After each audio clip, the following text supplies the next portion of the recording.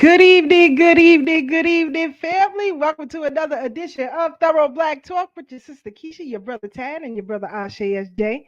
Along with our brother Blacksmith, will be joining us shortly while we work out some kinks behind the scenes. Let's rock out the Quebutter. Here we go.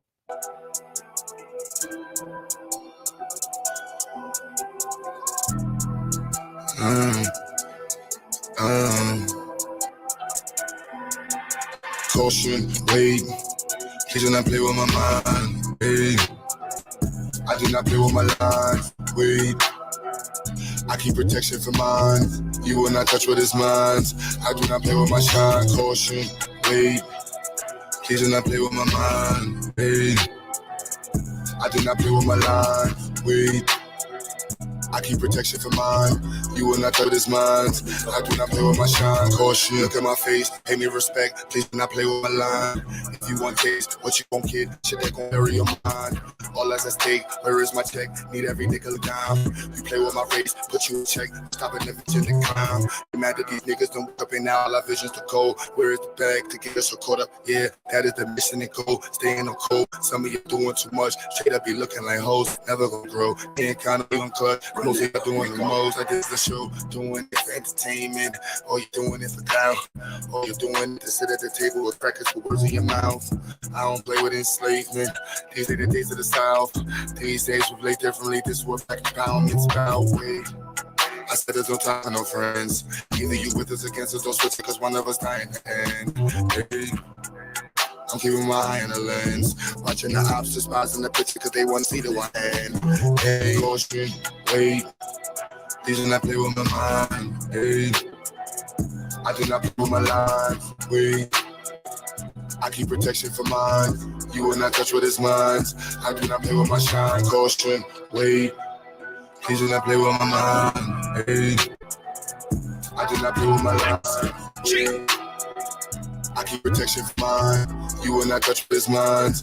I do not play with my shine. Caution. Hold on, wait. See a black man doing great. With black owned businesses, building in a different state. Snakes will late in the grass, plotting on what you can take. Papa, black money, black think me. Black money is safe, protected. Like it's heavily protected. If he ever feels threatened, then he go lead and knock him off his check this. For the record, it can never be weak. Disrespecting any checking your cheek. Rep your city, rep black and green. Never won't break. There's no limit to what I do for mine. Put your soul, don't take them with the aim for hate up all of my answers combined. You wanna get one time? I keep it fully loaded, extended in the fully auto effing to keep you from crossing that gun line. You in violation. I ain't never shot a caveman. Be the first, I'ma give you this work. You get in the way of my occupation, yeah. Like I'm the boss now, like the way that you talking. Smart office, get permission for you walking. The yellow tape because the dog is caution. Wait, please do not play with my mind. Hey, I do not play with my life. Wait, I keep protection for mine. You will not touch with this mind. I do not play with my shine. Caution. Wait, please do not play with my mind. Hey, I do not play with my life. Wait, I keep protection for mine. You will not touch with this mind. I do not play with my shine. Caution.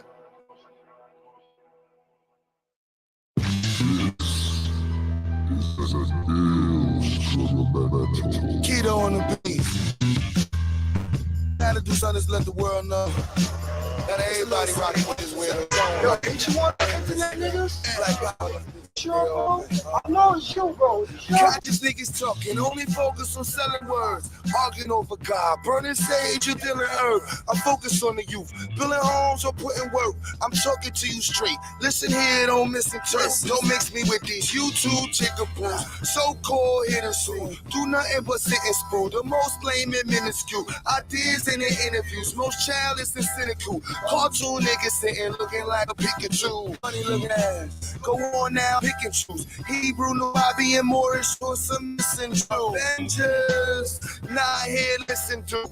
I'm talking physics while you stuck on speaking spiritual. Like building schools from Brownsville to Bankhead. Engineering projects with no need for no bank bread. Growing food, so we got no hungry, we stay fed. All hospitals, no dying in their beds. Listen hard, this is different shit, different shit. Past the race cars and the picnic shit. Past the lane bars and the ignorant shit. This black power, focus on the business, bitch. I'm black any time of day, not messing with these dudes that let your mind astray. One of y'all, I'm black in every type of way, not give a fuck what they gotta say. Hear you. I'm black any time of day, messing with these dudes that let your mind astray. I'm black in every type of way, not gonna give a fuck. They gotta say Hebrew. I ain't Moorish, I ain't Asiatic. Please don't distort shit. I don't co-sign none of these lame ones. Funny ass hats, always talking about claim something. Arguing over black this, black that. Black lands, black facts. When all I see is black bloods, black crips with black cash, black scar from black tracks, black charge with back tag, black bar, no cashback, black card who has that. Good evening, family. Welcome to another edition of Thorough Black Talk with your sister Keisha, your brother Tad, your brother Ashe SJ, along with our correspondents, brother Blacksmith and sister Marcia will be coming in a few. Glad to be with you. I'm glad we another day above ground. Brother Black say he ready to go. You ready, Black? Let's do it. My Bronx brother in the building. Unmute yourself, Black. Can you hear me? There you go, brother. There you go. My bad. I said What's the word? I said it's up. Now we can prove racism when we beat on cops and get shot. The precedent has been set. The precedent is set, brother. The precedent is set. They didn't have to shoot them, and they arrested all of them. And the ones that got away is still out there. How we IDing them? It's up. I don't know. Anybody can use that. Tell your people out there. Anybody can use that as evidence. They didn't. Nobody died. Nobody even got shot. I doubt they even pulled out their guns. You on mute? They just took that L. They took that beating, brother. They just took that beating. It is what it is. With that, it's Blacksmith, Melanin Blogspot, forever. It's across the screen right now. It's posted on the Thorough Black Talk Facebook page. Always, you can catch it there. Before we get into the tea, brother. Before we get into it, I want to give a quick shout out to the BK William Mackey History Club. Last night, they had Brother Trust Graham. It was fire last night. I had a great time. Always learn something new with Trust Graham. So I was appreciative of that. You can catch that too on the Thorough Black Talk Facebook page. Also, I want to give a quick shout out to Brother Knowledge Born of Do Knowledge Radio for that interview last night. It was a pleasure to be with him. Of course, you can catch that interview on his platform as well as ours. Just giving the people a little insight as to who I am. You know, you people don't know who they talking to, you know. So now you know who you talking to. So I always interview people, and of course, you know our panelists, you know their story. But it was an honor to be compared to the great Fannie Lou Hamer. And I have to make a correction. Last night I said that that was the first time actually that someone referred me to Fannie Lou Hamer, but I stand corrected. Brother Black Magus actually was the first one to have that comparison with me. So I guess I'm on the right path and doing the right thing, and I hope I can live up to that. So of course, so Rush in the building, family. What's good with you? The Philly family is rocking out with us. Cuz you're gonna be here this next weekend. This weekend I won't be here. I'm going to visit Aunt Abby. I'm going to Connecticut. I'm going to visit my aunt, hang out with her, have lunch with her. Aunt Marie on the check-in. I love Aunt Marie. Let me just give you some tea. Because I gave a little insight of who I am. But I really love my aunts. I can sit and listen to my Aunt Marie for hours. She has so much wisdom Wisdom. You hear me? Wisdom. Wisdom. If I'm going through something in my life, I can always talk to Aunt Marie. And not just that, but she has a wealth of knowledge about our family history. So I can listen to and talk to her for hours. So I love you, Aunt Marie. Uncle Jess, what's good with you? Uncle Jesse is the vanguard of the family right now. That's a fact. Farnessa on the check-in, a BB for Hodier, sis. Glad to see you, brother. Peace. North Kakalaki in the building. That's my brother from another mother for real. Sister Armanette too, the Midwest crew is in the building. What's good? What's good? What's good? Sister Joyce, brother Monty on the check-in, on the check-in, on the check-in. Sister Farnessa said, yeah, I didn't see them draw no weapons. She ain't see no weapons, Black. They just took that L, you know. So you said we can use that as evidence now. In what way? In what way, Brother Black?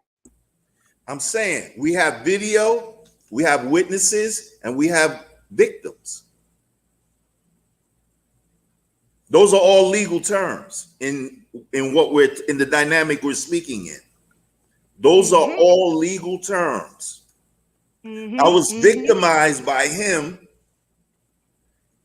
and he didn't shoot me. Okay. Okay. Or I was victimized by him because he shot me, and there's no reason for it. I was never a threat to them. Right. These guys beat the shit out these cops. Allegedly. No, it wasn't no allegedly. It was no allegedly. No, as because you said, like I said last week, evidence tells the story. Like I said last week, it could be a psyop to get people to make unrest, so then they could control it. They could sweep in after everything is done and control the chaos, change laws. Look at Hochul giving 153 million to these cases, 183 million, but my bad, 183 million to these Khazars in reparations on about something that never happened on this land. The Holocaust never happened here. Facts, brother. Facts. Facts. And we still paying. We still paying. Thank you, brother. Peace. Thank you. Thank you. Thank you.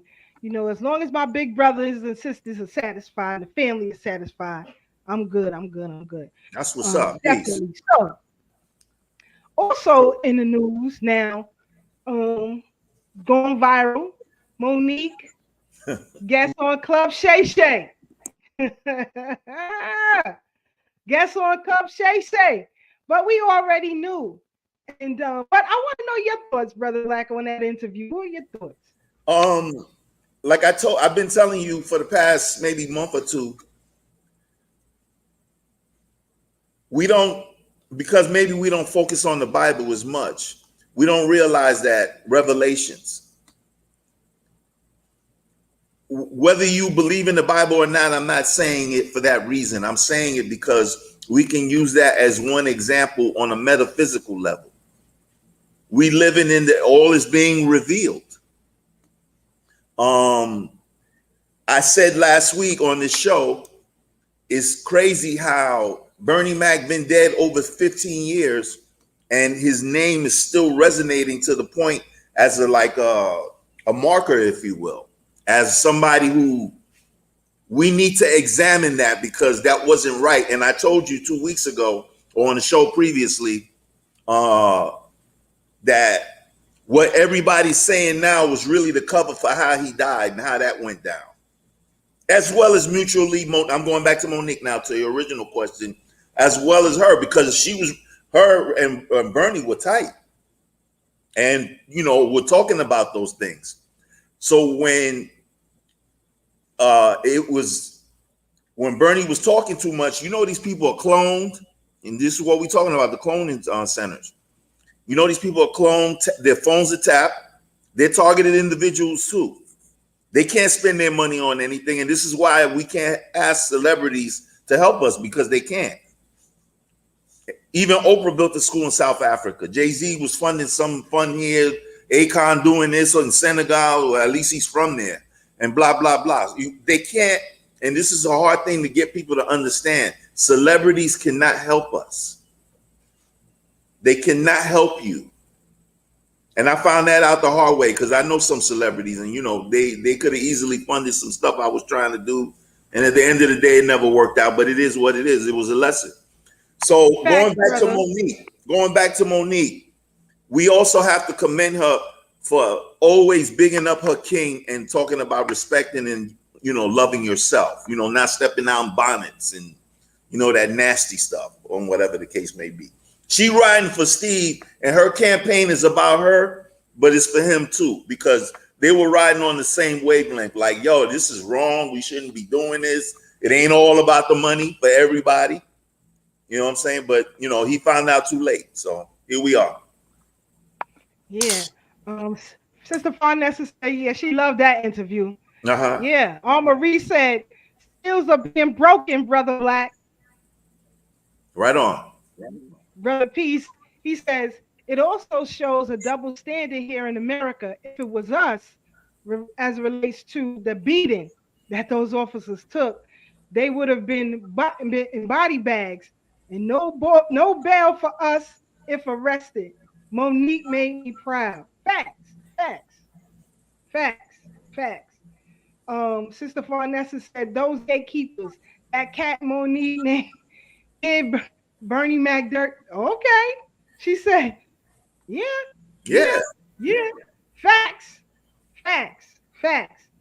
But not just, as you said, entertainers can't help us. We shouldn't look for entertainers to help us, right? Because they don't have the fortitude to propel us into freedom, right? They are liars by trade. They portray something that they're not for entertainment, right? That's one of the things Monique was trying to get people to see. I'm Monique on stage, but off stage, I'm somebody different. And of course, people get misconstrued with a feeling of a euphoric feeling, if you will, of being connected with these people in hopes that they can lift you out of your current state. But, of course, you can't. So you can't rely on them, if you will. Now, if they want to be supporters of progression, then that can be arranged. That can be used, right? But they should never be in the position of leadership. So speaking of that, it bothered me a little bit when Mayor Eric Adams here in New York City responded to a question of 50 Cent as it relates to these debit cards that are being issued to the migrants so that they can feed themselves and take care of themselves within the communities that they are being placed in. Yes, ma'am. So it bothered me that he would respond to an entertainer. But again, he's a clout chaser himself. So, I can understand a little bit, but you have a constituency that you didn't answer to prior to releasing that information. Now, let me be perfectly clear, because although you see the mayors, whether it's New York City, whether it's California, whether it's Chicago, wherever, you see the mayors getting the brunt of disapproval in government at this time. However, it's just state legislators that made this so. So legally, their hands are tied. However, as mayors, when this thing kicked off, when people were put on those buses and shipped out to these cities, they should have never welcomed. As mayors, they have the ability to appeal to the city council with budget in hand to let them know, no, this cannot be done in its current state. But again, I don't understand how his legal team didn't understand that, or even mayor in Chicago, same thing. But they're gonna see it the hard way. They seeing it the hard way. Well, it's like this. If you're trying to get an understanding of the situation from where I'm looking at it from, the people that we don't know by name, that are even higher than the Rothschilds, that determine what happened, the bloodline, the 13 bloodline families, that determine what's going to happen, have underlings to do their duties. Okay. And for the purpose of it all is because now I gotta go cosmic with it. They know that they're going to soon be out of here, and so they want to destroy everything so that those who are left have to rebuild from scratch. Something we have done since we've been a people that ever existed. We never not been civilized. Perhaps this might be the most uncivilized we are as a people, because we're not who we're supposed to be. You know, so Facts. so when you look at it like that, like outside of ourselves. right, there you go. I'm done. We are definitely outside of ourselves, brother. You are right about that. One of the things that I noticed lately is people's addiction to spread misinformation, to engage in misinformation, to engage in platforms emotionally charged, right? Because to me, it speaks to the psyche, and it lets me know that, as you said, we are fractured. We are fractured. If you just view these comments that these people are putting up as it relates to this migrant situation, when we bring up the question of reparations, or the question of a crime bill, of a legislation that will protect us against hate in this country, where everyone else is being put to the forefront. But you have to also look at the history. Now, oftentimes you hear people of other countries who reside here. What I mean is immigrant. I don't care where they come from, have a disdain when it comes to the question of reparations. But you can tell them that we fought for their immigration. We advocated for your immigration. We talked on this platform before about Mr. Quebutter, right? Who fought for your immigration. You know the name Frederick Douglass very well. Frederick Douglass was a advocate for composite nationality, meaning he advocated for migrants, in particular the Chinese. In particular, the Chinese. And that's not talked about often. But we're going to get into all of that tonight, because, we took a trip to the New York Historical Society. I talk about this place often on this platform. It's some place that I like to go for research. And then, oftentimes they have some pretty good exhibits. So I went last week to check out what they had going for Black History Month. Now, let me be clear. When you enter the New York Historical Society, you immediately met with a statue of Frederick Douglass. Now, you have to ask yourself, why is it that they would have a statue of Frederick Douglass outside of the New York Historical Society? Well, we'll get into that a little bit later as well. One of the things that I know Brother Black, and our audience knows, that when you do the establishment's bidding, you are often rewarded.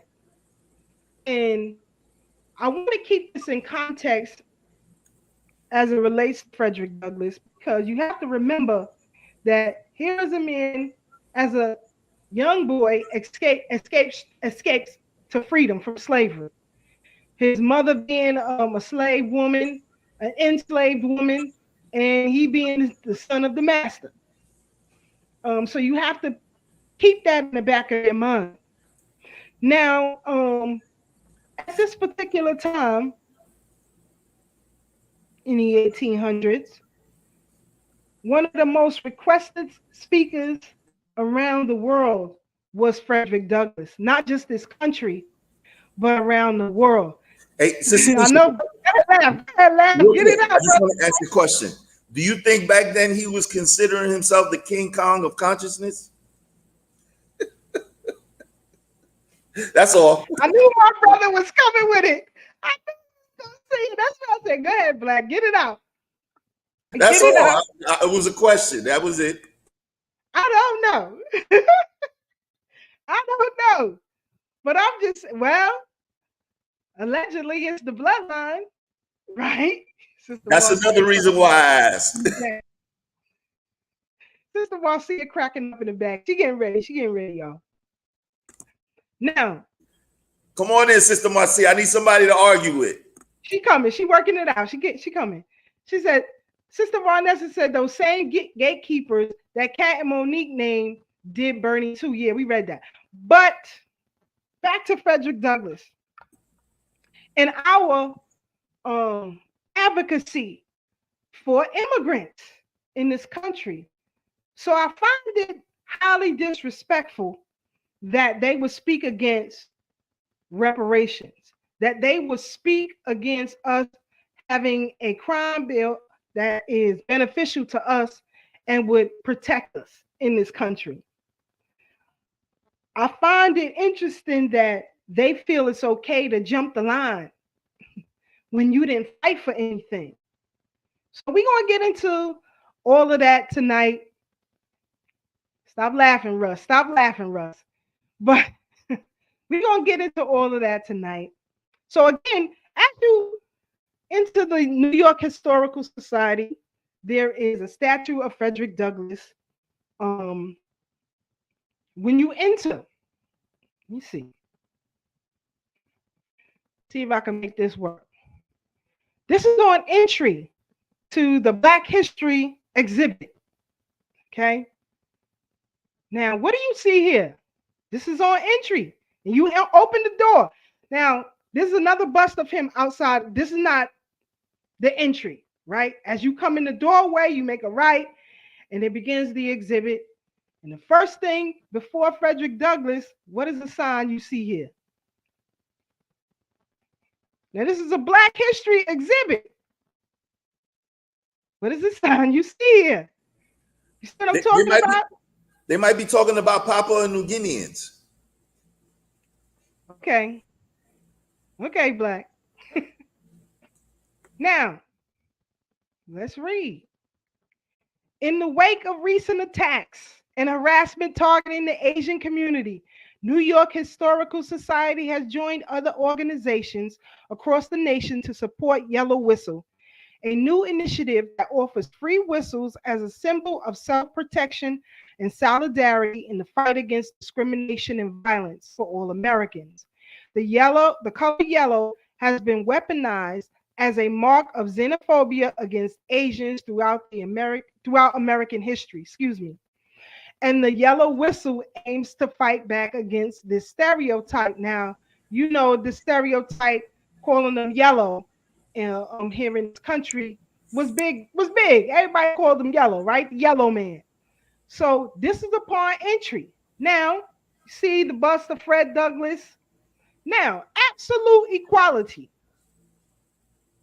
Let's read what Fred Douglass says about absolute equality. I want y'all to be able to see this. Can you see that, Black? Yeah, I can see it. All right. For Frederick Douglass, absolute equality meant equal rights that were specific, inclusive, and protected by law. Reconstruction was already making great leaps into this direction. The 13th Amendment had ended slavery. The 14th Amendment granted citizenship to African Americans. The 15th Amendment would soon be ratified, despite strong white resistance. State and federal laws had already enfranchised Black men. but Douglas and others fought to insert full black male suffrage into the U.S. Constitution, the Supreme Court of the land. These efforts succeeded on February 3rd, 1870, when Iowa voted to ratify. Douglas was euphoric. He later said that the 15th Amendment seemed to shield me as the hide of a rhinoceros. Yet Douglas lectures, excuse me. Yet during Douglas's lecture stop in Iowa, a hotel in Otoma refused to serve him because of his race. This reinforced Douglas's belief that the rights and fair treatment must be fought for every day on every level, from the constitutional amendment to life's routine encounters. Now, keep this in mind. Remember, I said he was an advocate for everyone else. Now, this photograph, let me enlarge it again so you guys can see. This photograph is a cartoon of a black man placing his vote in the 1870s. This is what the ballot box looked like. So again, was it a secret ballot? How can this be a secret ballot if it's a glass jar? Right? So they saw who you voting for, right? Now, wait.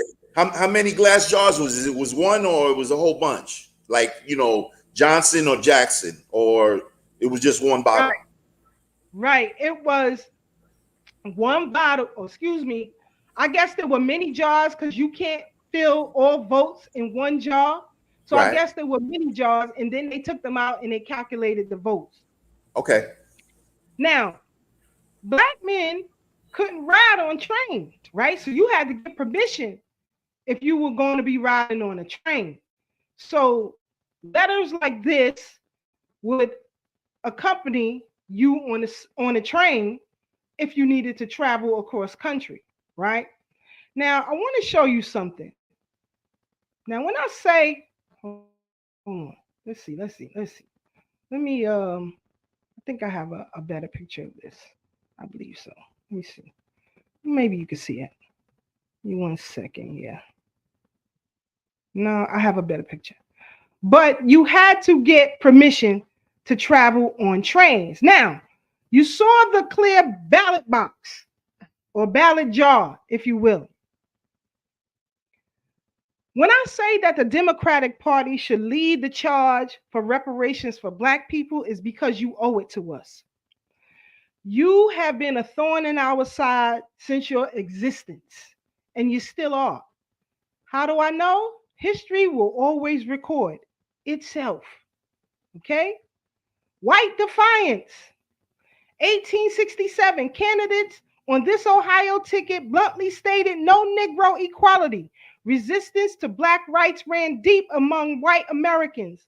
Once the 15th Amendment was ratified in 1870, it overturned whites-only voting in the 17 states they existed, including Ohio, New York, California. Former Confederate states were already required to allow black voting by Reconstruction Act of 1867.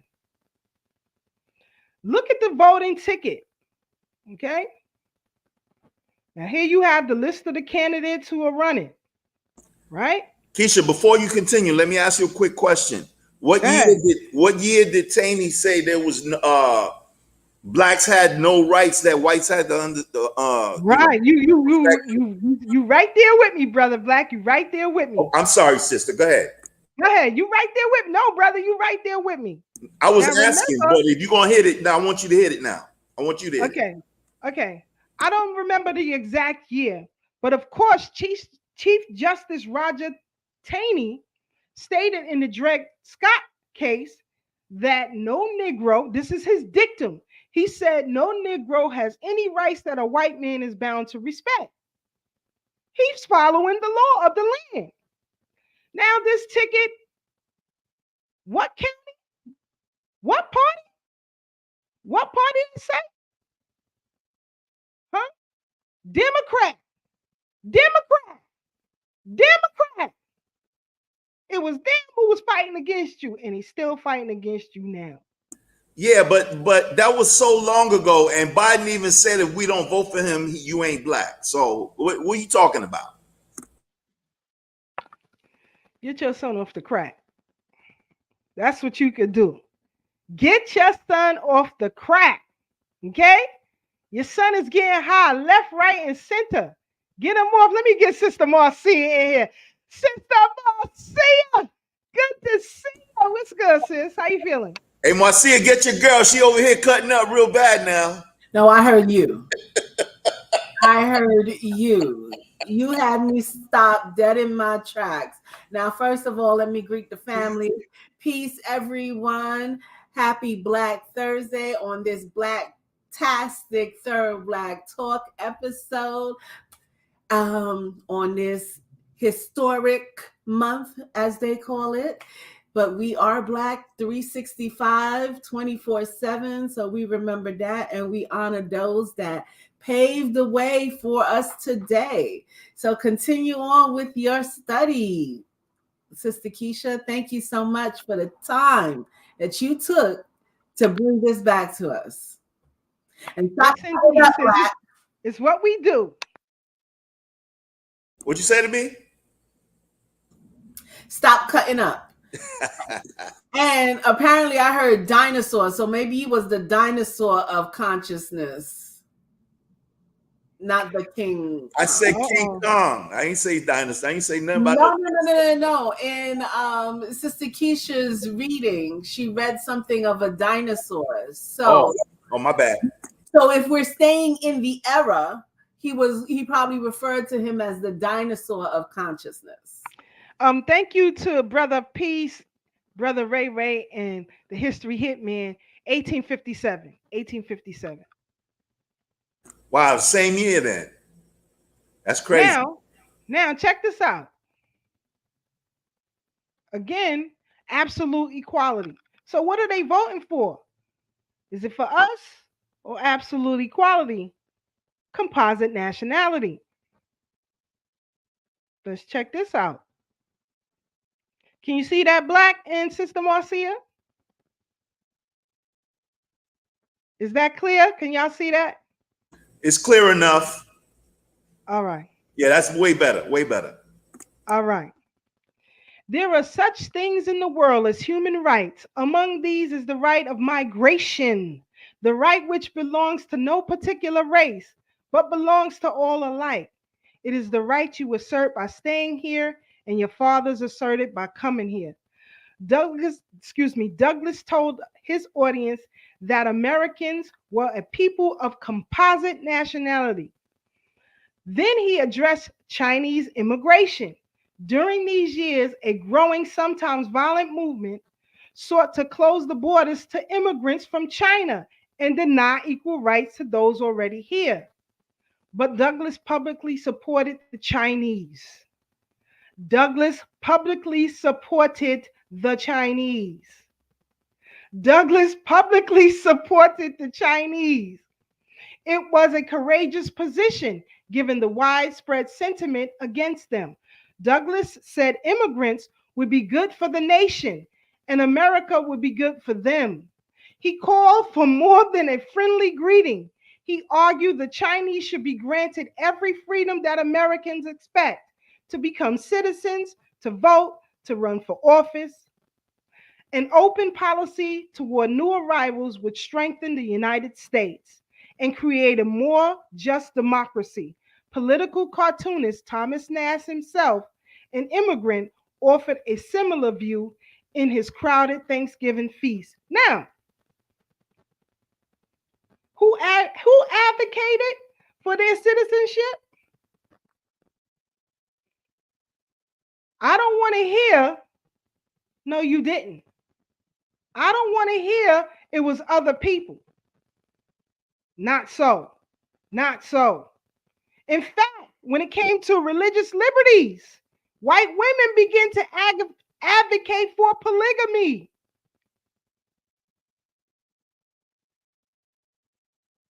Douglas was a practicing Protestant who viewed religious liberties as a key American principle. Civil equality, he told his audiences, must be granted to people of all races and all creeds, to all men or no creed. The free exercise of religion was written into the First Amendment, but the 19th century put this principle to the test. Throngs of new immigrants arrived with a variety of faiths, just as the U.S. expanded its territories and authority over new diverse populations. The nation redefined citizenship and debated what it meant to be an American. Race and religion played central roles. Now, I want you to keep this in mind because we're going to go somewhere with this. We're gonna skip past this. This is just some mementos or articles that Frederick Douglass's sons kept scrapbooks of their father's travels, articles, his writings. So this was on loan from them, that family, to the New York Historical Society. So, but you're gonna also realize who really has possession of our treasures throughout this. These are just two women who are supporters of Frederick Douglass. This photograph was, given to them by the Smithsonian. This epilogue.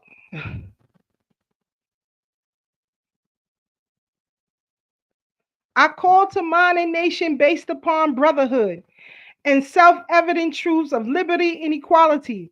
Banish the idea that one class must rule over the other. Recognize the rights of humanist citizens. Now, this was his part of his speech as it relates to the Chinese Exclusion Act.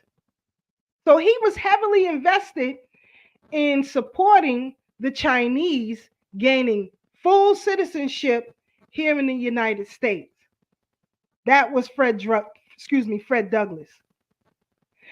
He lectured and wrote until the end of his life in 1895. A speech he gave frequently in his last years, he condemned Jim Crow and the violations of Americans' founding principles. Now, remember now, he's the most requested speaker on the planet at that time.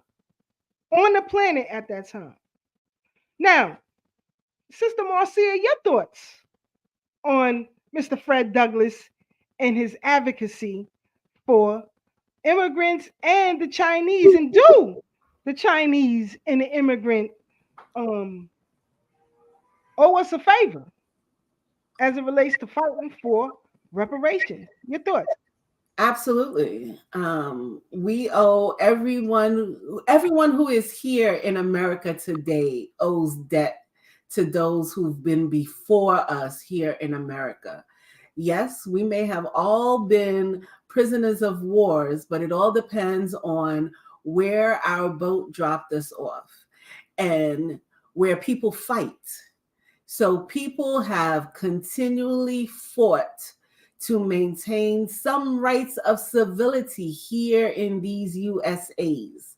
And in these USAs, we must pay homage to those people who did just that. Because if it wasn't for them, we wouldn't be sitting on these interstreets right now. We would be elsewhere. We would be doing other things in our parents' countries.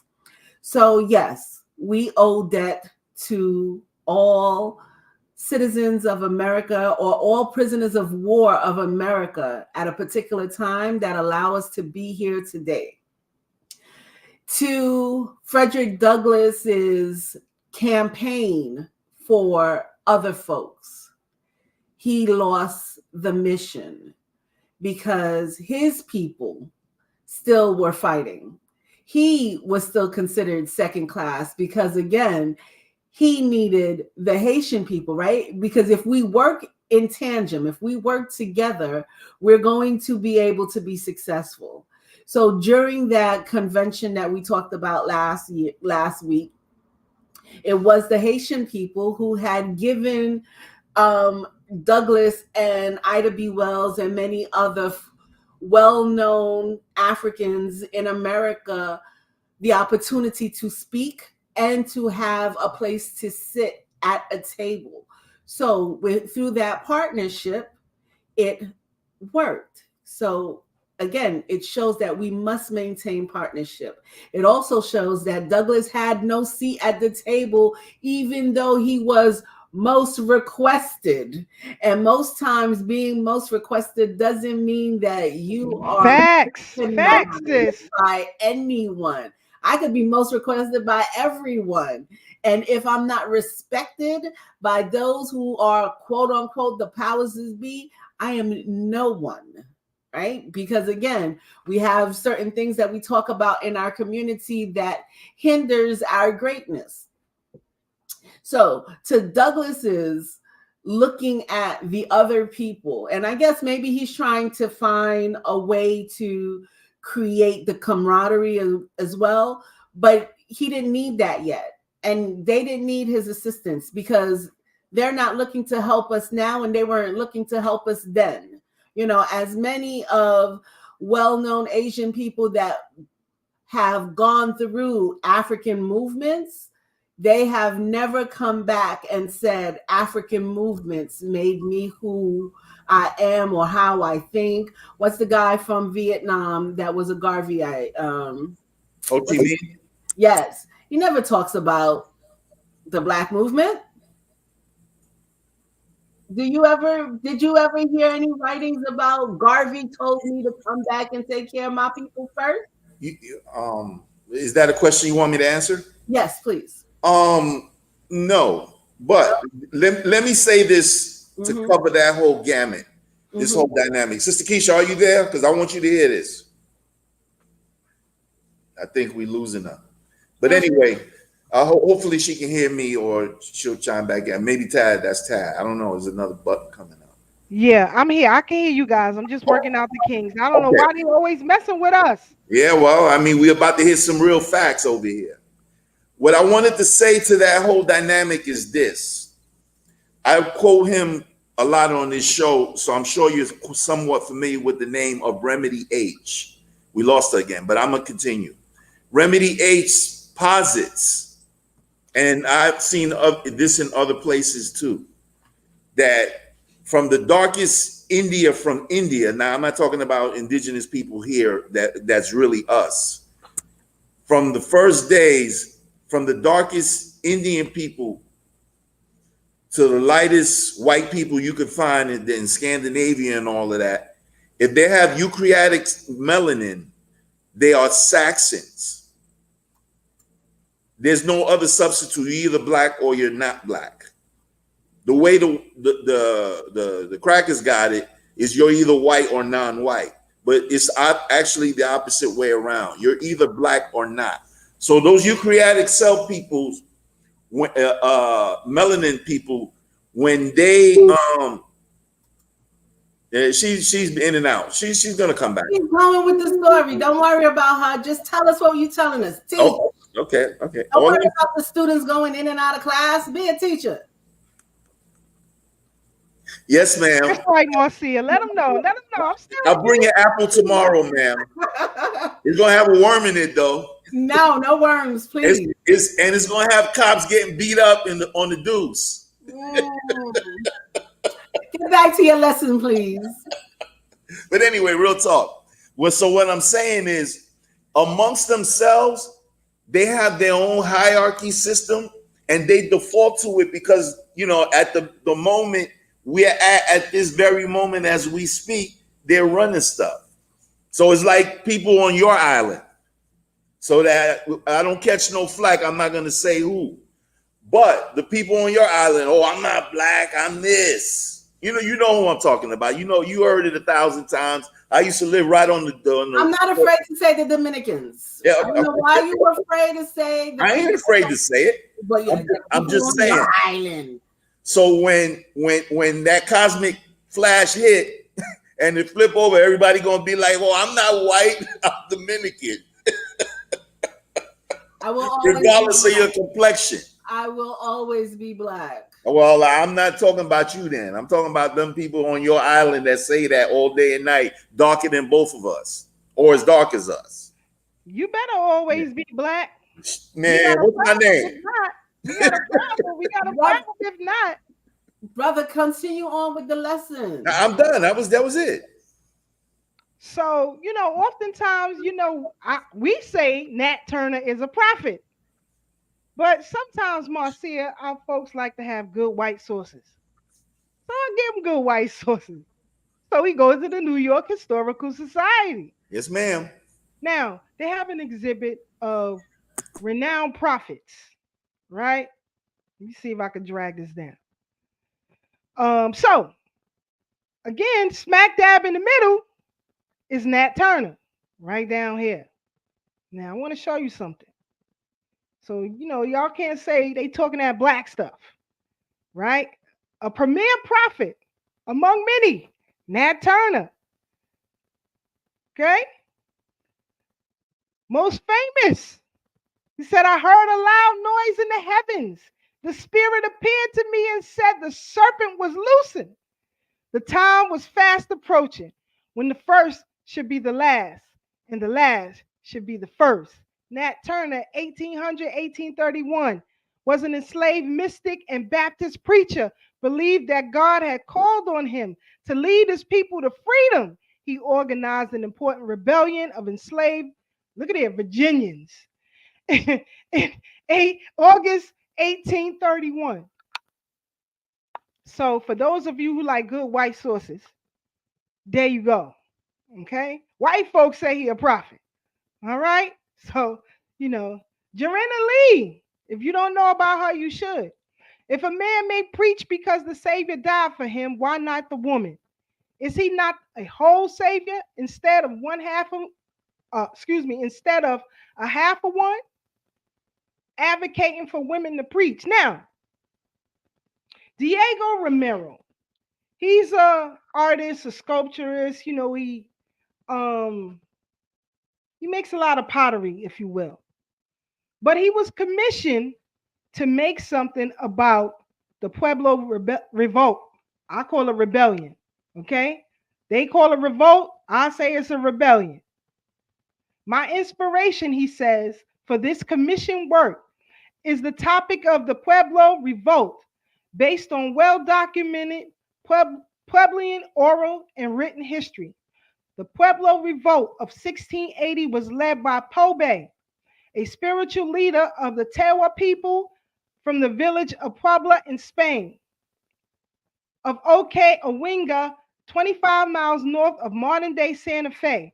Pobe brilliantly coordinated simultaneous attack by linguistically and culturally disparate indigenous communities located far away from one another, using runners to deliver ropes and knots in the form of instruction of unknotting one knot one day to signal a countdown to the day for the next attacks. Now, if you follow the BK William Mackey History Club, I talked about this rebellion when I did a lecture on the first Black inhabitants of the city of New York. So you can catch that on YouTube if you want to know more. But I want to show you the pottery. The warrior just picking up the colonizer and throwing them off a cliff. You got to check out some of his pottery. So in your spare time, you can. Now, I thought this was interesting. They even have exhibits in the floors, y'all. So I'm just telling you. So as you walk, if you visit, and as you walk, pay attention where you're stepping because they have exhibits in the floors as well. But I found this interesting. A cannon worm excavated at the Revolutionary War Barracks. Gift of the Washington Headquarters Association, Daughters of the American Revolution. So, very interesting.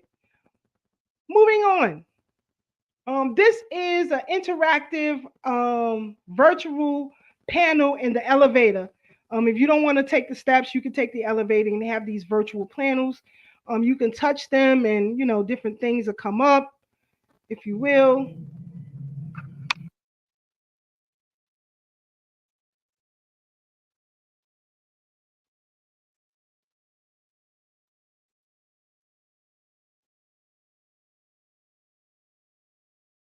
So this I found very interesting. They had an exhibit on fine jewelry, right? Jewelry. Now, some of the pieces, well, most of the pieces that were on display have never been sold. And according to the museum and the artists of these pieces, they will never be sold. However, they are worth millions and millions of dollars. But this one particular piece of jewelry, a Lopez Fabergé egg, I found very interesting. Check out the name. Let me, this is what the picture looks like. You know, you see the diamonds, the rubies, the gold. You see the emerald. This is diamonds right here. This is one big piece. Now, the name of this is called The Return to Kilimanjaro. I like it. So you got to pay attention because you might miss certain things. I like it. You like that, Marcia? I like it. And it also reminds me of maybe, if you're theorizing, right? This is taking the egg back to Sankofa, right? The stolen egg is being brought back in chariots to Sankofa so that we can grab the knowledge. So I appreciated that piece. Thank you for sharing. Thank you, sis. Now, we know that rare gems and jewels come out of the continent of Africa, and you see them once they are fully formed and, you know, made into beautiful pieces. But I wanted to show you what the gems and jewels look inside. So here's some onyx. You have some emerald here. Um, excuse me. You have rubies. So this is what they look at, and it just looks like a mountain when you look at these pieces. Like, look at this diamond, like inside. It's just incredible to me. But that's just the nerd in me. I like it. I like it. I like it. But they have some beautiful pieces on display. Also, they have a Tiffany display, Tiffany Jewelers. I tried to walk down and get as much of it as I could quickly because, you know, people were coming in and it's a very dark room. So I got to pay attention to who's around me. So I had to move very quickly through that. But they also have trains, right? These are, who built those railroad tracks? Some Well, people say the Chinese. most for the most part. Yep. But again, remember, I said this is a Black history exhibit, but they talking about other folks, right? So here's a little quick video of the trains as you walking past. Again, there's so much going on. You really got to pay attention. So that's how I ended up spending 6 hours in this place. Hey, Sister Keisha, where is it? Oh, it's right on 80th and Central Park West. Yeah, okay, I passed it before. I don't think I've ever been inside though. Yeah, it's right down the block from the Museum of Natural History. Right. Okay, that's where I've been. Yeah. I've been there a whole bunch of times, but never in there. So they have these 3D, or what do you call them? Is it called stereographs? Stereograph depictions that you can look at, and we're going to look very deeply into some of these things. But it says slavery, enslaved people built many of the streets and structures of the 17th century New York, and the slave trade and the cotton economy remained important in Manhattan for 2 centuries. Although New York State finally abolished human bondage in 1827, the city profited from the trade until the Civil War. Now, look at this advertisement for our people coming by. Now, to be sold on board the bridge.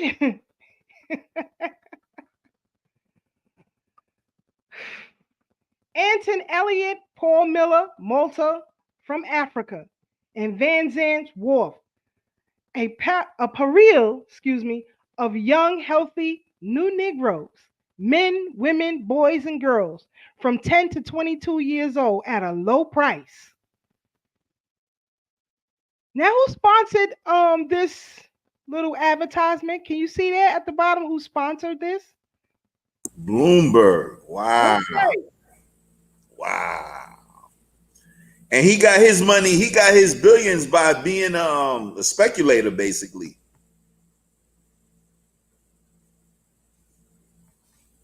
I want you to these stereograph cards, right? You look through these little two 3D glasses and it expand the image so that you can see it clearly. Now, we're gonna move on because I'm gonna show you exactly what's behind those. I got better pictures of that. I'll show you. This is a doll upon entry of the museum. But let's look at these depictions, shall we? The Colored Orphan Asylum 1861. Now remember, during the draft riots, the orphanage was burned to the ground. The children got out safely, but the orphanage burned to the ground. I want you to see what these children look like. Can you see them? Wow. That's an actual picture or drawing? This is an actual picture with 3D imaging, so you can see. Wow. When you look through these two holes, it's like they're really standing right in front of you. So I took a picture and I was able to expand it just so you could see the faces of these children. And the display, it looks big, but it was very small. So if you're not paying attention, you can walk right past it. You can walk right past it. So that's there. Um, let me see. Maybe I can look at the house. Look at the orphanage itself. I mean, you can see it so clearly. You can see it so clearly. So if you get a chance, get to the exhibit before it's over. I don't know when it's over, so don't ask me. I don't. I'm being honest. This is a pepper box or a pepper shaker that was made by our ancestors' hands, sterling silver. They actually have a sterling silver exhibit, a whole wing. You got to see it. It's crazy. You got to see it. But again, more people who were fighting for immigration rights. Now, moving on to Weeksville, Brooklyn. Here we go. Mr. James Weeks, the purchaser of the land in Brooklyn. Dr. Susan Smith McKinney was the steward in that village. Save the memories of self. Society for the Preservation of Weeksville and Bedford-Stuyvesant History. So again, this is on display. It's about women who were key figures in the establishment of New York. And, you know, there are some sisters who are listed there that you can see. Oh, this is the Hall of American Silver. So if you want to see some silver pieces, some rare silver pieces, some of them made by our hands, you can go and visit that. Again, they have a lot of interactive virtual exhibits. This is one on graffiti. They have one here on Madam C.J. Walker. And just to see clearly what the packaging looked like, you can see it in 3D. So if you get a chance, get down to the museum. I want to show you something real quick before we move on. Now, a marquee for Swinglow, Harriet Tubman Memorial. Harriet Tubman escaped slavery in 1849 and made an estimated 13 trips back to her native Maryland to help others towards freedom. This preparatory model of Allison Starr's 13-foot bronze monument to Tubman, which is in Harlem. You all know that statue of her is in Harlem. So this is just a placard about that and the artist. What I liked was the one that they did for Sojourner Truth, comparing her. Let me go back. Let me see if I could go back to. Hold on. Let me see. Okay. All right. Sojourner Truth escaped slavery in 1826 to become a prominent African American abolitionist and women's rights activist. Chase Ribaud inserts truth into an equestrian monument tradition, usually reserved for white male statesmen. So to have that done in her honor, I guess people would say that's a big thing, but this is what it looks like. That he didn't want to put her on a horse, but her leading a horse and leading people. So this is what it came out to look like. Sister Marcia, Brother Black, your thoughts on what you saw so far?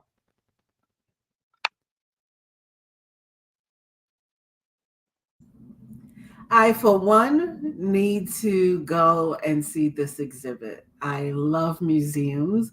I'm kind of bummed you didn't invite me. I would have went with you, but that's all right. You want to be a hater with your history? I'll go get it myself. Go ahead, just go blame Sister Keisha. See how you do? Thank you, Black. I must. She didn't invite me. Did she invite you? But you don't even live in the state, so you could. Oh wait, Marcy, let me tell you. See, I get the feeling. I'll get up and like I said, I'll take a train somewhere. You never know what. So I happen to get up, and I've been wanting to go because I heard about the different exhibits that they have on display, and I really wanted to see them. Okay. So, I happened to open up my phone, and lo and behold, there was a Groupon. Okay. So I said, let me go now. Okay. So I got up and I got there when the place opened because I know, when it closed, and I had planned on being there a while. So that's how I move, Sister Marcia. So I'm not mad about how you move. You could have been like, yo, this is where I'm moving to. If you want to roll, see you there. If you don't, see you not there. But that's all right. It's all good in the hood. But again, I got you next time. I love everything you saw, Sister Keisha. So except for the negative parts where about Seneca Village and all that, which is the place where actually Harlem used to be Wall Street. That used to be the black section of Manhattan. Then it moved up to what is now called Central Park during the conscription wars. And then after that, everybody moved uptown when the Germans built all them brownstones that they thought all their cousins was going to occupy, and they didn't come, so they started selling them to black people. That's the foundation of Manhattan as a whole. That's facts, my brother. So, moving along, they gonna remind you about the New York slave laws. Now, Brother Black opened up by saying we can't move like other people move because they'll put us down. So let's just remind ourselves about the New York slave codes enacted under the Democratic leadership of this state. At that what are you talking about the Democrats? I gotta tell the truth. Like Monique said, don't get mad because I tell the truth. You can't get mad because I tell the truth. Let's just go through some of these slave codes. No slave shall sell or trade any item whatsoever. Now, think about the current lawsuit that Master P and Snoop Dogg have against Walmart for purposefully placing their cereal brand in the back of stores where consumers cannot see them. Did they forget about slave codes? Or I think they went away. No slave shall sell or trade any item whatsoever. We still facing this today. Actively Black, the athleisure brand. That's where we think we've arrived, and we still don't know that we have not arrived. We are we have our homes, we have our Bentleys, we have our Hermes bag, we have this and we have that. We're so stuck in commercialism and consumerism that we forget the essence of everything, especially in the US of A, is the law. And we have no laws that protect our interests, no laws that garner our safety, no laws to make sure that we can be all right to be all right. That's why a cop can knock us on our head any day, and all we can say is boo hoo. And then the next day, everybody's going to go shopping. And that's the problem, financing your own oppression. So, any slave who strikes a white man or white woman shall be punished severely, short of loss of limb or life. Ain't that what you said, Black? Yep. The other day, even though this ain't New York, let me just tell you real quick. And if need be, I can provide the video. A brother in Mississippi went to some type of office building of some sort, maybe governmental, and he got into it with a white woman. Now, he didn't curse, he didn't yell, he wasn't, going crazy, but he shushed her, and he went to jail for that. Shushing her. Okay. Not mushing her, shushing her. Okay. I'm talking like that. You heard it right here. Let's I'll provide it before the end of the show. Sad. Pause. Masters may punish their slaves however they choose, so long as they do not cut off their limbs or kill them. We don't deserve reparations? No other group went through this. No more than 3 slaves can meet together at any time or place. 40 lashes on the back if they did. Again, just for you to have the right to meet with each other. Somebody had to go through it, but we don't deserve reparations? No more than 3 slaves shall meet. Stop playing. All children born of slave mothers shall be slaves as well. Slaves may never give testimony against a white person. No Negro has any rights that a white man is bound to respect. It's right here in the slave code.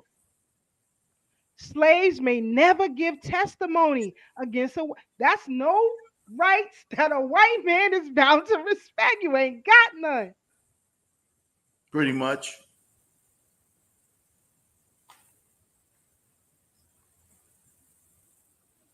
Any slave murdering his or her master or conspiring to do so shall suffer a horrible death.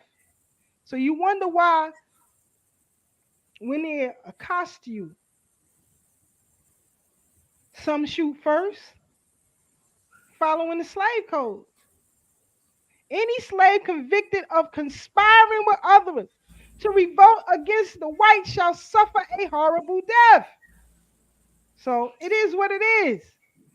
I don't want to hear the Democrat Party talking about, well, we got to work on a commission. Slavery in New York. For more than 2 centuries, New York City was a major center of American slavery, rivaling Charleston, South Carolina. Enslaved laborers built the city's early infrastructure. Merchants built the city's economy on buying and selling of people and the goods that they were forced to produce. But the early 1700s, almost 1 in 5 New Yorkers were in bondage and working on bustling wharfs, in skilled workshops, and homes. These Black men, women, and children were critical to the success of the metropolis.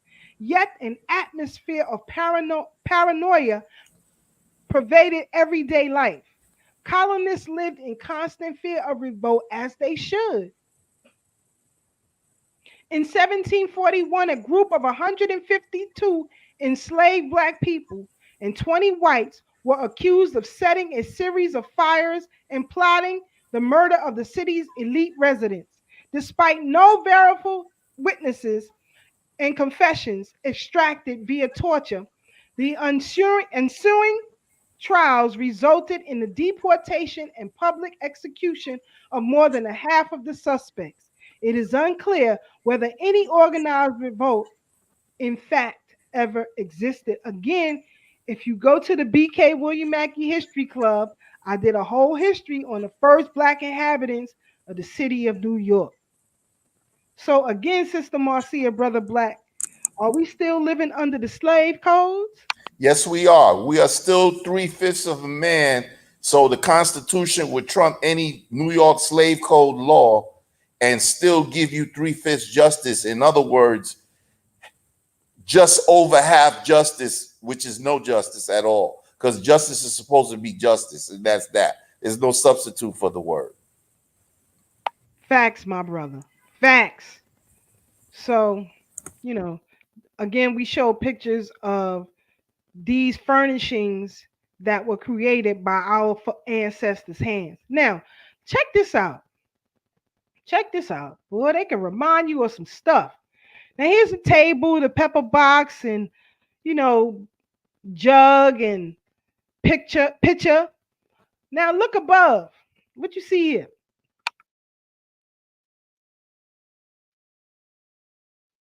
Shackles, right? Next to the shackles. It's a long rifle. Come on, Brother Black.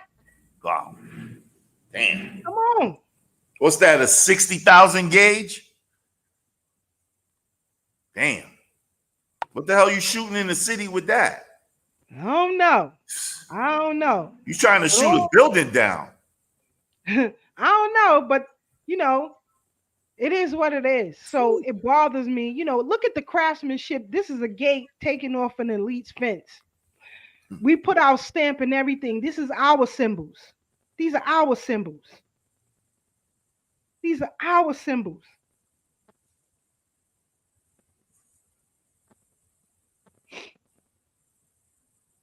Us. We fought in every war. We saved the republic. I had to take that shot because I'm a cyclist. I like to ride bikes. I digress for a minute, but I had to take that. But now, here's the curator, talking about the draft riots. Just a little 20-second clip.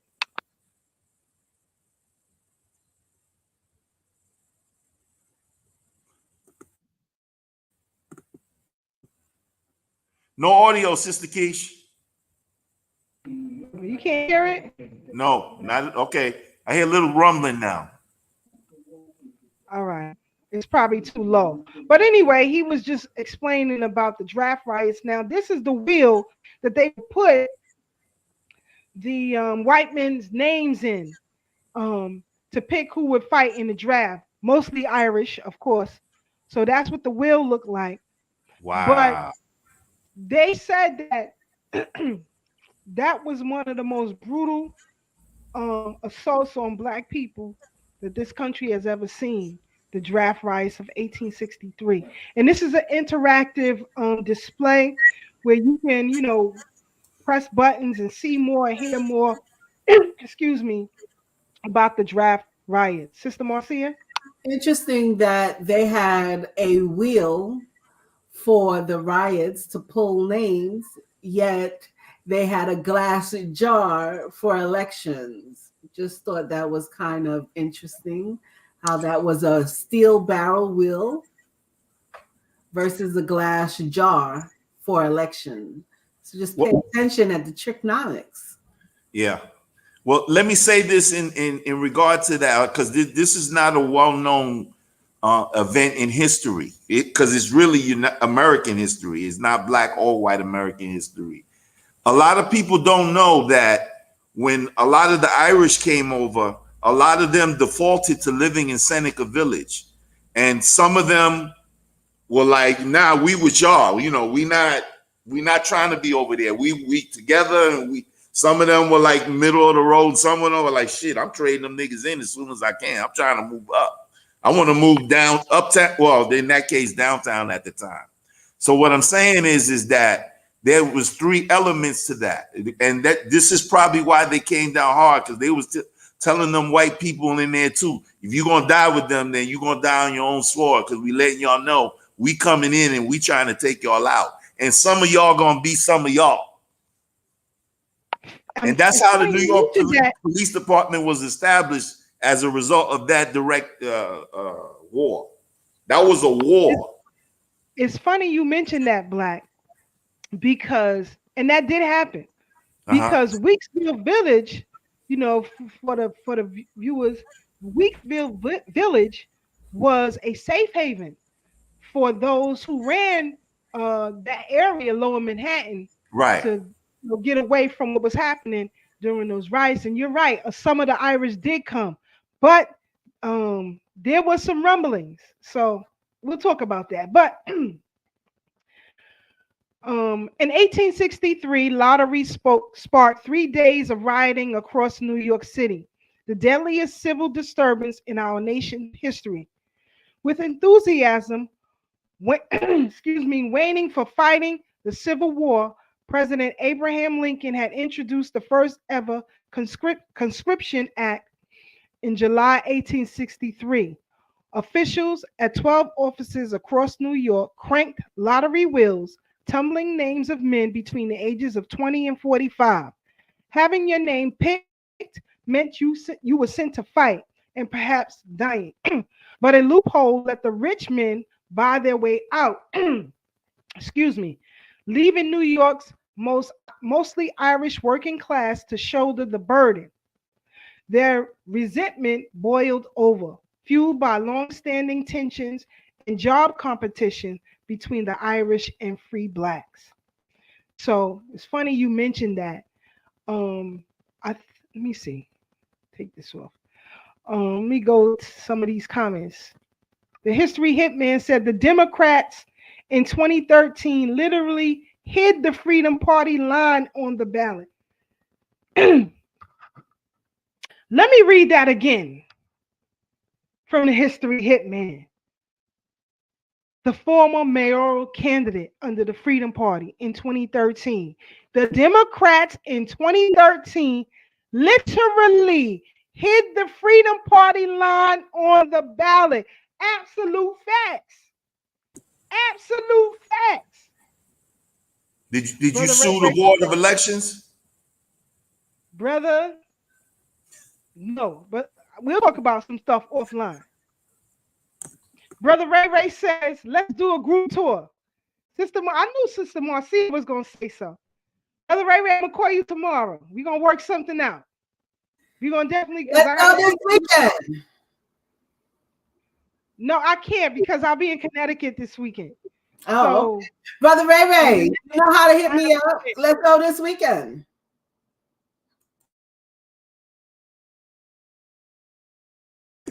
Yes, Brother First Grand Director. Hey, Sister Keisha, I guess without Brother Tad, Sister Marcia ain't got nobody to argue with, so she going at us today. She going at everybody. I'm not arguing. I do not. Why don't you call him and tell him take you? Huh? He knows how to reach me. I might not have his number. She started you a troublemaker today. You are. Because even that, there is so much to see. So much to see. There's so many exhibits. And again, you got to take your time to go through things if you really want to see. During the draft riots, one of the young sister, ran out and she was able to save this Bible. This is a picture of the Bible that they have on display at the New York Historical Society. It says New York Historical Society Library Association for the benefit of colored orphans records. While a ruthless mob ransacked and set fire to the colored orphan asylum during the draft riots, a young black girl grabbed this family Bible from the dining table before slipping out the back of the building with the asylum superintendent and other orphans. So this Bible is on display. And you see how brave we are for the word. For the word. Say that again, sis. How brave we are for the word. we know those words are going to take us places. So we risked everything. We risked our lives to go back in and get the word. I know that's right. This is a jug that was made by an artist, Thomas Nast, famous artist of the snakes in the Tweed administration. So this is a depiction of Boss Tweed and all of his minions, and depicting them as snakes. Now, if you know anything about Boss Tweed, we'll talk about all of that next week. But again, like I said, this is a jug gifted from Thomas Nast, a renowned political cartoonist who used his cartoons to attack Tweed and his henchmen. Again, a Democratic Party alum. Stop playing. People talking about the NYCHA scandal and government officials stealing. They towing the party line. They've been doing it. They've been doing it. This is a depiction of Boss Tweed, of course, Lower Manhattan, the Tweed building. In the late 1850s, William Boss Tweed rose to power as appointed head of Tammany Hall, a fraternal club with close ties to the Democrat Party. How about your people, Bedford and Stuyvesant? Them too. Okay. But All anyway, of them. All of them. all of them. All of them, Brother Black. All of them. So again, many things on display, and they, this is what I talked about. Now they also have a replica of the Oval in there, so you can go in, take some photographs, and whatever. It's just, and there are some very interesting tapes too, so you can listen to, because you might miss it. A lot of people get online to take pictures in the Oval or whatever, but you miss all of these recordings from John F. Kennedy, Lyndon B. Johnson, Richard Nixon. So you play these buttons, and then you can listen to the various recordings. There, some of them are pictorial, like this one here of Mr. Roosevelt. I had to take a picture. Do I not belong in the Oval? Looking good, sis. Looking real good. Do I not belong in the Oval? Hey, Sister Keisha, let me find out you ain't in Tyler Perry Studios fronting. Wait a minute, sister. Who's the uncle that was on the wall? Who's the uncle?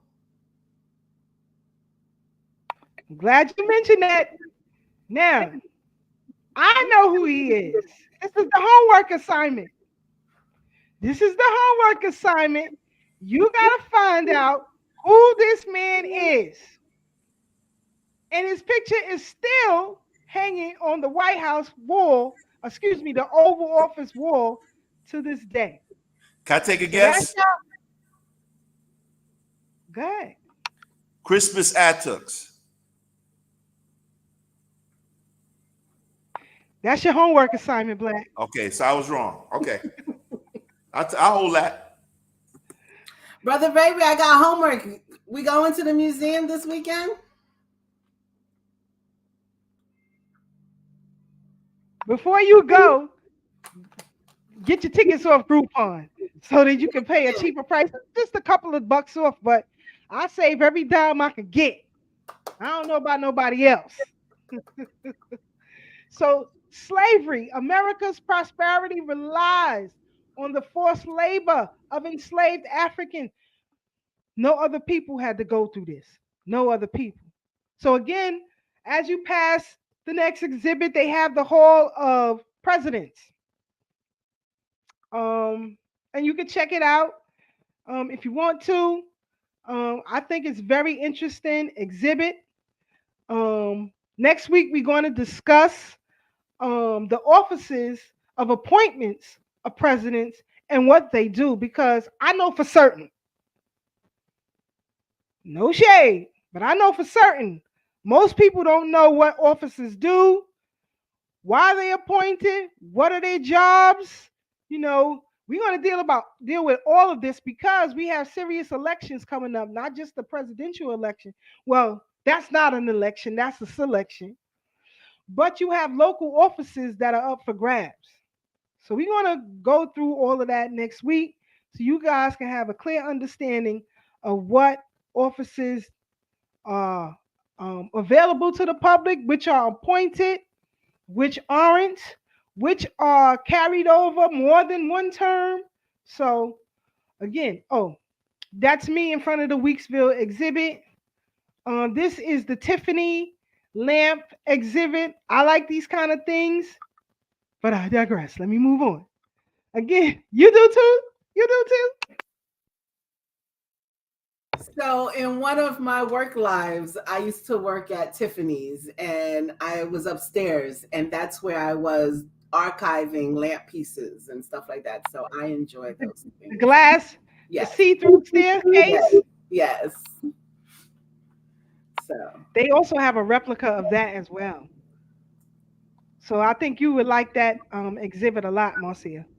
thank you. But again, our Look, culture, same our color. culture. That's right. Our culture engraved into the ironwork of the gates of the elites that they had to um, be enslaved under, right? The first So woman to bring a chair to a party. Boss.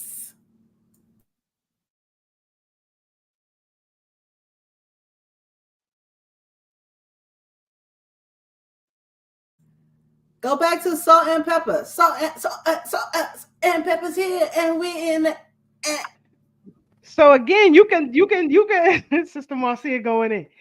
They are interactive exhibits. You can stop and listen to Shirley Chisholm or hear something from Salt and Pepper. And they're interchangeable. So, you can stand there and listen if you will. Now, this exhibit of Ted Corbin, we talked about him before, the father of the New York Marathon.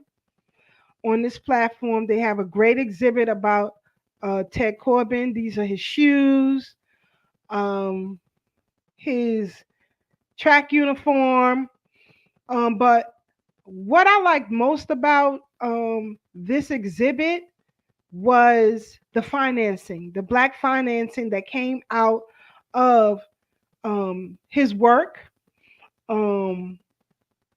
Yancey, who a black businessman, started a New York Pioneer Club for black people. Eventually, other people were able to join. This is Mr. Corbin's medal from the nation of Jamaica. He ran there as well. So you guys can see that. Again, some of his shoes now in this picture, giving a proclamation to Mr. Yancey. You see the great Percy Sutton and Roscoe Lee Brown, actor, thespian, Roscoe Lee Brown. So these pictures are very small, but inside of a book. But if you're walking past, you could quite miss it. You can miss it. So it's very important that you pay attention as you go through museums. Again, that he financed the New York Pioneer Club was founded in 1936 by a group of black business and professional men headed by Robert Douglas, Joe Yancey, and William Kerber. Their goal was to establish an amateur athletic union, accredited track team in Harlem. In 1942, the NYPC opened membership to all youth, regardless of race, creed, or color. By 1944, they were integrated, nationally recognized team. The New York Pioneer Club Creed proclaims, that the Pioneer Club is a club of gentlemen and athletes. This does not dignify mere outward refinement. It speaks of a refined and noble mind, to which anything is dishonorable, mean, or impure is abhorrent and unworthy. The club embraced higher education, expected members to become intelligent, civic minded citizens. to be abreast, to know what you're talking about, and work toward a better racial understanding through the medium of education and athletics. So, um, now this is a piece I'm gonna say for next week because we got to go through that. This is the plaque outside of the Historical Society. Again, as you enter, there's Fred Douglass. So there's a reason why he's there when you enter this museum. There is a reason why he's there, and we just went through. Because you got to ask yourself, why would they put a black man? Also, I want you to notice when you go, the elite who live on Central Park West, when they come into the museum, and that's a show within itself. I'm going to leave that for another day.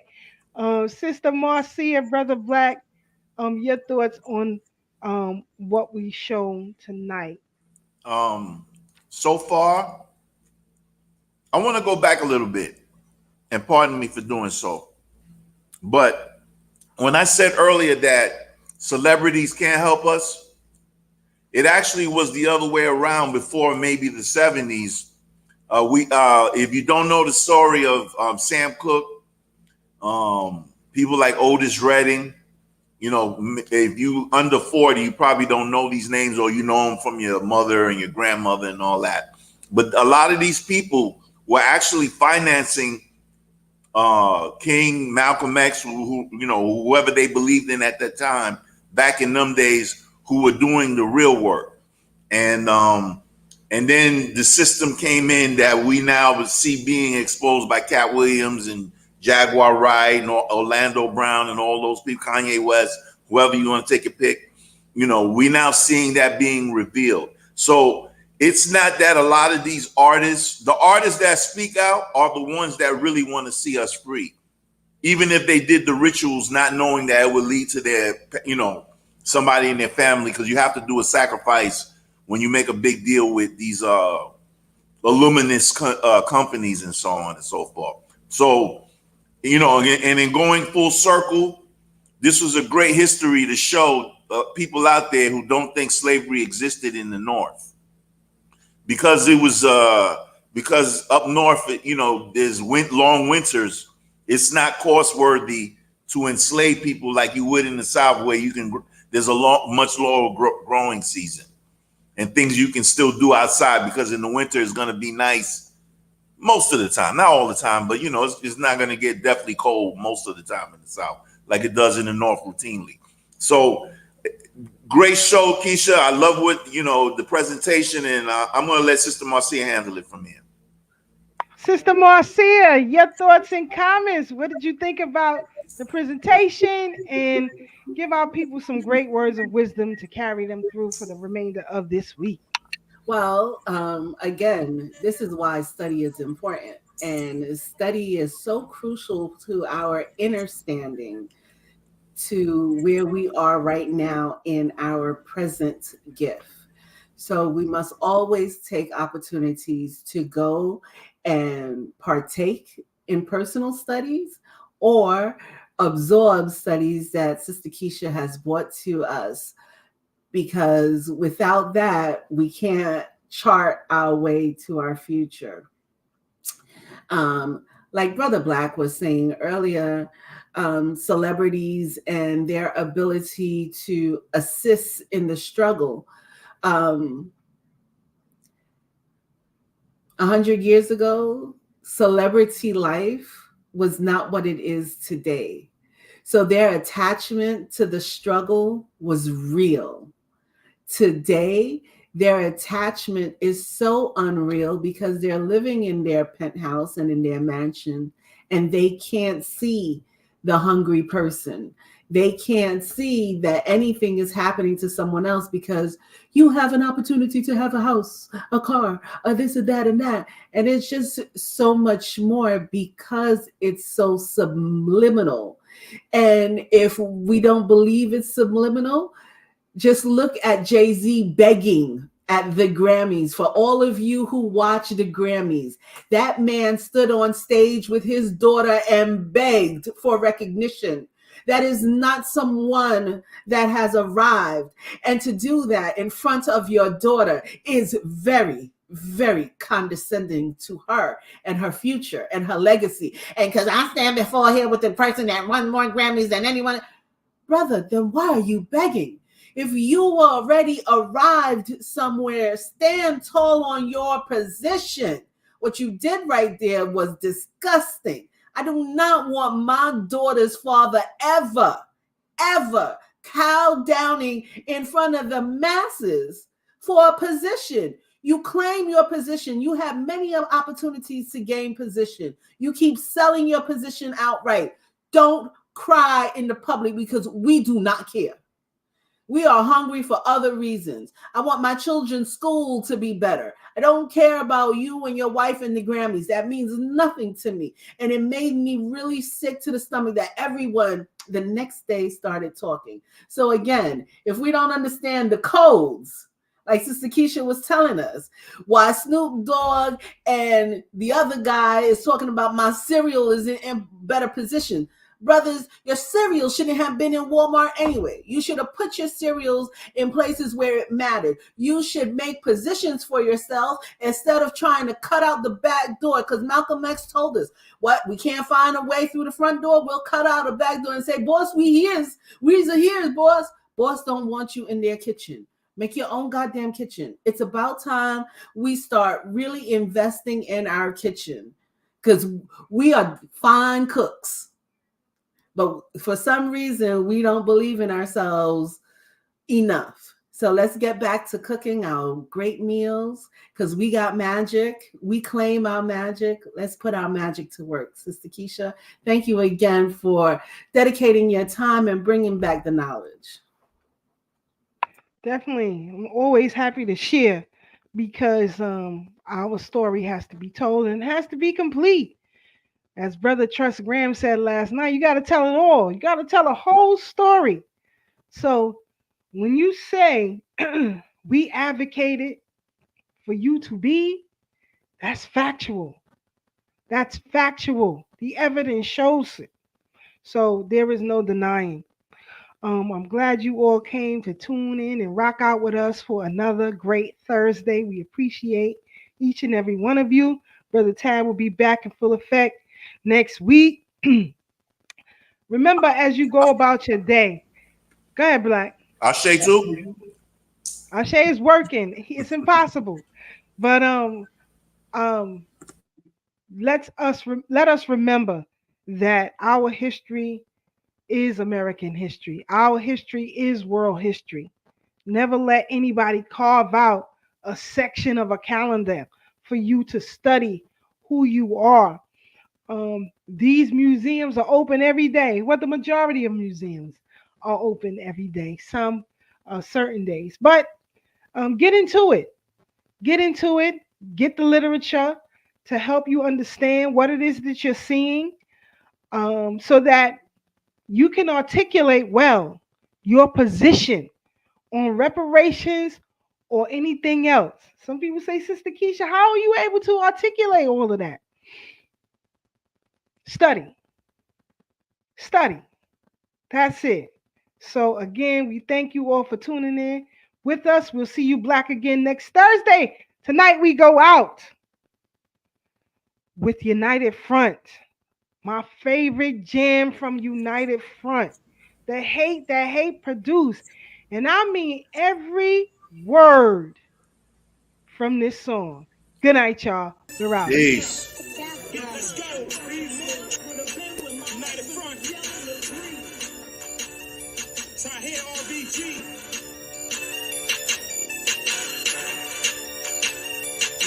Let's go. I can't shake it loose. This the hate that hate produced. I'm here to break the loose and fight the devil. Ain't no truce. Raise it another level. Shame the devil. Say the truth. And look him in his eye when the enemy's facing you. I can't shake it loose. This the hate that hate produced. I'm here to break the loose and fight the devil. Ain't no truce. Raise it another level. Shame the devil. Say the truth. And look him in his eye when the enemy's facing you. You peak, pale skin beast. I hate you. red, white, and blue, and Ku Klux Klan sheets. I hate your president, your senate, and your campaign speech. I hate the British and the Romans and the goddamn Greeks. It's no peace, yeah. Moral persuasion doesn't work with Caucasians. You speak this language through violence with guns blazing. So what I'm saying, negotiating with Satan is to waste the time. You out your African mind. Gonna make these devils pay for every single crime ever committed. Cracker, you did it, now it's time to die. I sprayed a ratchet, I blatted, no moving backwards. I'm sending bullets at crackers and all faggots. Forward is the motion. Killing devils on different levels, concocting potions to stop them from encroaching. On our way of life, I got a knife to slit his throat quick. Get my people hype, cause what I write is always dopeness. Focus. I can't shake it loose, this the hate produced. I'm here to break the loose and fight the devil, ain't no truce. Raise it another level, shame the devil, say the truth. And look him in his eye when the enemy's facing you. I can't shake it loose, this the hate produced. I'm here to break the loose and fight the devil, ain't no truce. Raise it another level, shame the devil, say the truth. And look him in his eye when the enemy's facing you. Take a step in my lane, I'm projecting the pain. Visions and pictures in my veins of us tortured and slain. So many sons and daughters slaughtered, some known on the name. Bringing my eye to the situation is why I came. I shake every pet nation, gon' exterminate. Marcus Garvey, Mugabe, politics, run them all away. King Piaki type methodology, how the gods slay. Try life and I don't play. Kill these crackers in broad day. Enter the scene, got them clean and watch me swerve out it. Big juju in my pocket, I ain't worried about it. That goes for grown-ups to babies. Salute my Baba Khaled, Muhammad, we solid. I call for violence, it's very valid. Yeah, murder these devils, it's divine order. We opposites, I reject the mixing like all the water. Africa for Africans, representing them words strong. I say shut them borders down and let us get a purge on. I can't shake it loose, this the hate produced. I'm here to break the loose and fight the devil, ain't no truce. Raise it another level, shame the devil, say the truth. And look him in his eye when the enemy's facing you. I can't shake it loose, this the hate produced. I'm here to break the loose and fight the devil, ain't no truce. Raise it another level, shame the devil, say the truth. And look him in his eye when the enemy's facing you. This ain't no kumbaya vibe, my yasa is a war child. That's my war cry, double H famine, it's wartime. Devils want it all, wants peaceful coexistence. Anti-separation, he's violently resistant. Kupetek, bullet pow, hit the deck when bullets fly. The devil won't change and needs to be euthanized. The stupidness, foolish minds, you will get used your blind. Suicide, trusting this cracker is suicide. Fool me once, shame on you. Fool me twice, you know the play. That peace talk is juvenile, it really don't hold no weight. Fighting hate with love sounds great in theory, but never ever work in history. Name one place that this cracker went. Name one place that this cracker left alone. I bet that they was war prone. Keep a piece in your wardrobe and know the world's a war zone. I can't shake it loose, this the hate produced. I'm here to break the loose and fight the devil, ain't no truce. Raise it another level, shame the devil, say the truth. And look him in his eye when the enemy's facing you. I can't shake it loose, this the hate produced. I'm here to break the loose and fight the devil, ain't no truce. Raise it another level, shame the devil, say the truth. And look him in his eye when the enemy's facing you.